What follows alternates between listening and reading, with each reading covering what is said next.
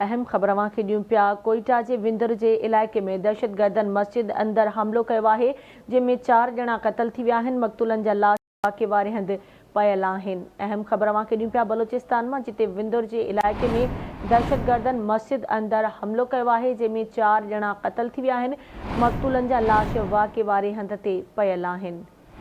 अफ़सोसनाक ख़बर अवां सां शेयर कयूं पिया। बलोचिस्तान जे विंदर वारे इलाइक़े में दहशतगर्दनि मस्जिद अंदरि हमलो कयो आहे, जंहिंमें 4 ॼणा क़तल थी विया आहिनि। मक़तूलनि जा लाश वाक़े वारे हंधि पयल आहिनि।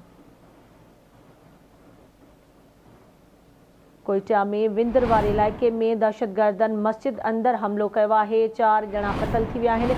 मक़तूलनि जा लाश वाक़े वारे हंधि पयल आहिनि।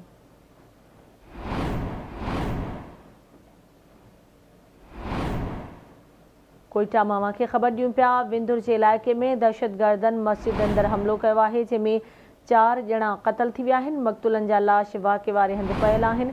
तफ़सील मालूम कंदासीं कोयटा मां आवाज़ न्यूज़ जे रिपोर्टर आज़ाद बलोच खां। जी आज़ाद, कहिड़ा तफ़सील आहिनि इन हवाले सां आगाह कजो। जी बिल्कुल ही बलोचिस्तान के विंदर वाले इलाके में अलिया दहशतगर्दनि जो तबलीगी जमात के मथां हमलो कर दी है, जंहिंजे नतीजे में 4 जमायती तबलीगी जमायती शहीद थी विया आहिनि ऐं केतिरा ई ज़ख़्मी आहिनि।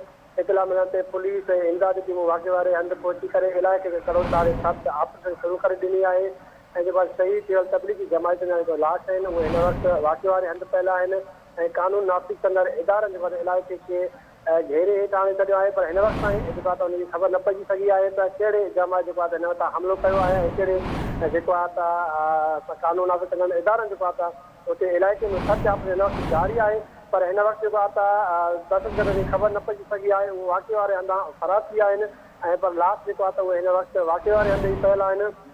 इलाइक़े में जेको आहे त सोग वारो माहौल ठहियलु आहे ऐं लाशनि खे जेको आहे त हिन वक़्तु विंदुर हॉस्पिटल मुंतक़िल करण जो सिलसिलो जारी आहे। जी ठीकु आहे, मुंहिंजी महिरबानी आज़ाद अपडेट करण लाइ।